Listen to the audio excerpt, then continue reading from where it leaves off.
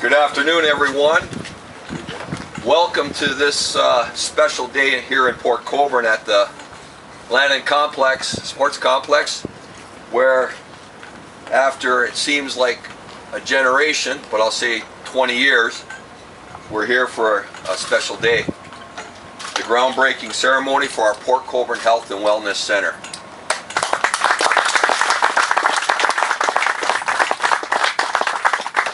I'd like to welcome some special guests here this afternoon. His Worship, our Mayor, Vance Badaway, Mr. Mayor, councillors, and the Chair of the Committee, Councillor Bill Steele, Councillor Angie Damaris, Councillor Dave Elliott, Councillor Yvonne Doucette, Staff Sergeant of our Niagara Regional Police Detachment, Staff Sergeant Dave Weeks, and an old special friend of mine, Councillor B. Kenny. I didn't see you, Mrs. K. You were sitting at the back. If you'd had your leaf sweater on, I would have saw you. Mrs. She was standing behind. Never mind. She's here, and that's the most important thing. Of our committee members that are present here this afternoon, I have our Manager of Engineering, Ron Hansen, our Superintendent of Works and Parks, Paul Payton, Kevin Landriak, Vice Chair Rick Cuno, Brian Elliott, Mario Sepachurqua, my good friend Mike Cooper, and our staff members that are present here, and I'm not going to say anybody's name, because when you retire you forget. So I would like to welcome everyone here. Our general contractor, Aquacon Construction, our architects, MJMA, our project manager, MHPM, and our performance sponsorship group, which is present here, and they're looking after our fundraising. Our special guests, Mr. Rick Dykstra, the MP for St. Catharines, representing the federal government, Mr. Dykstra, and the Honorable Jim Bradley, Minister of Community Safety and Correctional Services, and our MPP from the City of St. Catharines, Mr. Bradley. Welcome to Port Colborne again, sir. Without further ado, I'd like to call on Mr. Dykstra for a few words. Mr. Dykstra.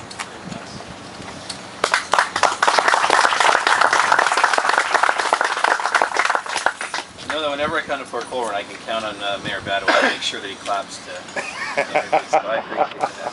Thank you very much. It's an honor to be here this afternoon, both to obviously Minister Bradley for being here as well in terms of the provincial contribution on this, and also to my good friend Malcolm Allen.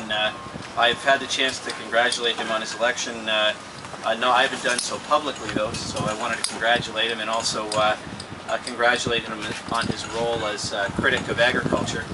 I know that I sit on the other side of the house from Malcolm, but critics and parliamentary secretaries and ministers do have responsibilities within government, and I certainly believe that the area here, the riding in Niagara, has a good critic in Malcolm in Ottawa. So I certainly want to welcome him here today, and pleasure to be in your riding, Malcolm. I certainly also want to thank the Mayor and the community here for the support that we've given to this project. I mean, I think one of the best parts of my job as a Member of Parliament for this region is watching these types of projects progress and seeing how they benefit our community. And when I say our community, I mean the Niagara region. One of the things that we have gotten much better at, I think, as a region in Niagara is to ensure that everything we do here is a benefit to the entire region. Yes, it's going to have a benefit to Port Colborne. Yes, it's going to have a benefit to this community in particular. But I think the important part of all of this, and what we need to continue to work toward, is that we strive to be successful as one region. And I think both with Minister Nicholson and with Dean Allison and myself in government, and working with Malcolm, I think we have a team of people here at the federal level that is really focused on making sure that we work well as a region together. We want to make sure from a federal perspective that we're providing cleaner water, safer roads, bridges, and better recreation facilities, which of course is why we're here today. And we're certainly very proud to have committed just under $7 million to build the Port Colborne Health and Wellness Recreation Center. It'll obviously feature a couple of NHL regulation size indoor arenas, an indoor aquatic center, indoor walking track and gymnasium, support and service areas. The facility will also be integrated with existing sports complex sites, of course, the 8 soccer fields and baseball fields and bocce courts. Starting to think that This Friday night I'm doing the second hockey night in St. Catharines, raising money for United Way. And we've got some NHL players that have been down, some Ice Dogs, Falcons, some Brock University folks, and even some members, my colleagues, members of Parliament. It'd be kind of neat if you guys could actually put one of those together down here. We're going to skate in the new arena next December. All right, sounds good. And nothing like raising money for the United Way. Also, you know, we've already provided about $3.2 million for other infrastructure projects here in Port Colborne, and I think it's important to note that that's part of Canada's Economic Action Plan. We're here to make sure that we're creating jobs, that we're enhancing the quality of life, and that we work through the recession that we faced in 2008. Coming out of that, we certainly, as a country and as a Niagara region, can be proud of what we've done. Over 300,000 new jobs out of the close to 600,000 that have been created in this country since 2008 have been right here in Ontario, and we've seen the unemployment rate drop since December of 2010 to today in the Niagara region by almost a full percentage point. So the plan's working. Your commitment to this as a community is working, and we're getting to where we need to be. And as we recover our economy here in Niagara and in Canada, we're also going to stay the course and make sure that we stay focused on economic policies that put people to work, and I make sure when Minister Flaherty and the Prime Minister are meeting with the G7 and the G20, we are sitting at that table leading by example. We're not sitting at that table asking the rest of the world for us to catch up. We're actually in a position where we are leading. And I think there's nothing better than when you look at where things were a couple of years ago in Niagara and where we're heading now, and this project is one fine example of the direction that we're taking, not only to create jobs, enhance our community's well-being, and obviously help the folks that we want to help the most in this region, and that's our children. So thanks for being here today. Thanks for having me, and I certainly appreciate the opportunity to participate in the announcement today. And I know that our government being able to be here and participate and watch this facility go up and then better than that be used is certainly something we're very proud of. Thank you very much.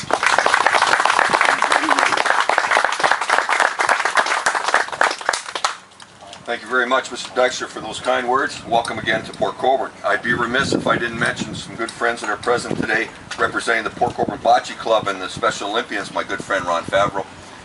Minor girls softball and minor baseball, minor hockey too. Mr. Brent Kovac wearing the Bruin stuff that will allow on this Maple Leaf country here on this ground. Here, here.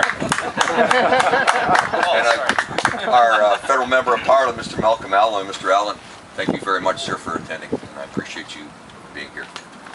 I'd like to introduce the Minister of Community and Safety and Correctional Services, the Honorable Jim Bradley. Mr. Bradley.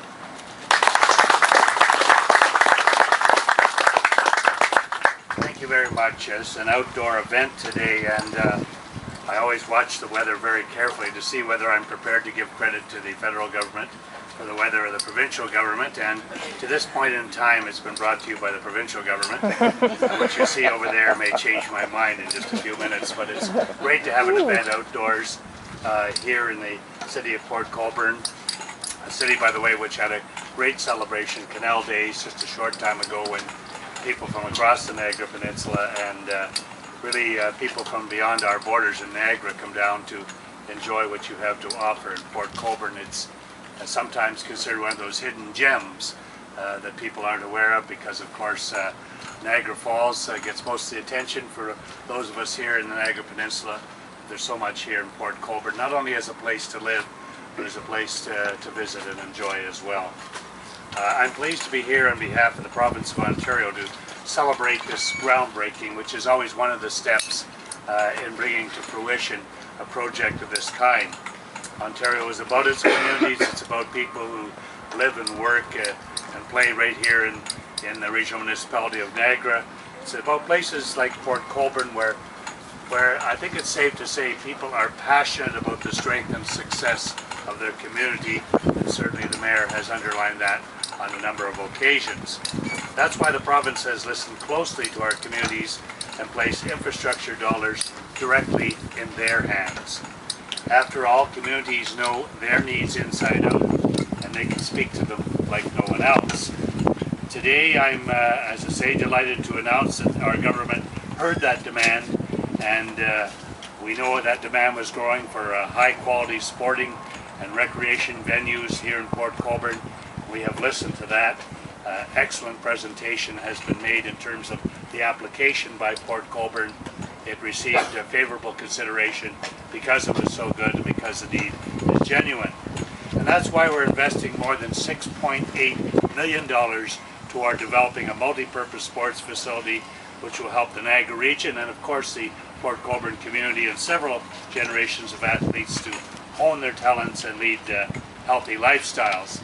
At this point I would say as well, one of the messages, Rick made reference to the economic difficulties that hit the world a couple of years ago, and we were not immune from them in Canada, we're not immune in Ontario, not immune in our local communities.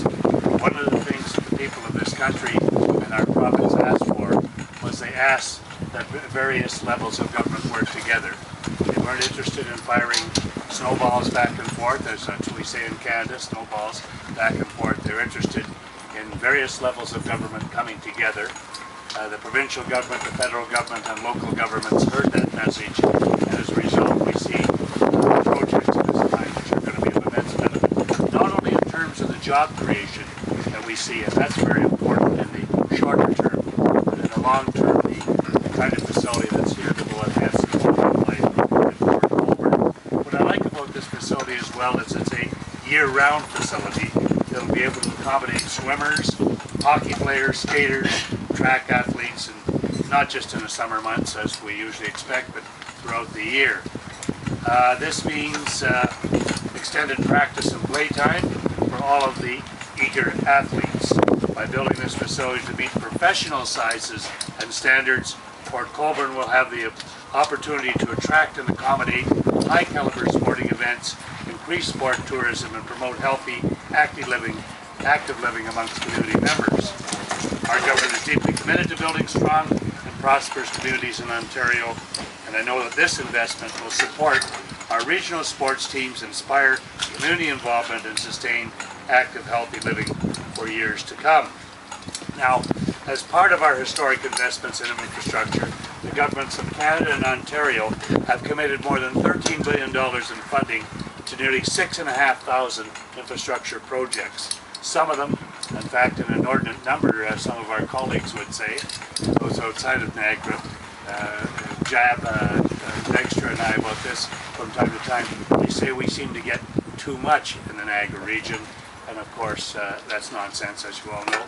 And but I am delighted that that is the case. In 2009, our government announced an additional $32.5 billion to fund infrastructure projects that will support over 300,000 jobs in Ontario. Infrastructure investments improve the quality of life in our province because they stimulate economic activity in our communities, they make our economy more competitive, and of course they create jobs. So I'm delighted to see that this kind of partnership is working. There are always the ideas, there are always the concepts that come forward. There are the dreams that people have of facilities of this kind. When you actually see them come to fruition, that's when you're delighted. So step number one is creating the thought in our minds, the concept, developing the dream. Step number two is the official groundbreaking that takes place, and the one that we all look forward to. And I know this community will celebrate with great enthusiasm, will be the official opening of this facility. We will be envious in the north end of the Niagara Peninsula of it, but we will come down to watch St. Catharines. Rick and I will be down to watch St. Catharines teams trouncing Port Colborne teams. That is a joke because we've lost our share, I can tell you that. And enjoying the great French fries that you always offer at your facility. That's to counterbalance all the healthy activities we're promoting. I know that you still have the best French fries in the Niagara region. Thanks very much.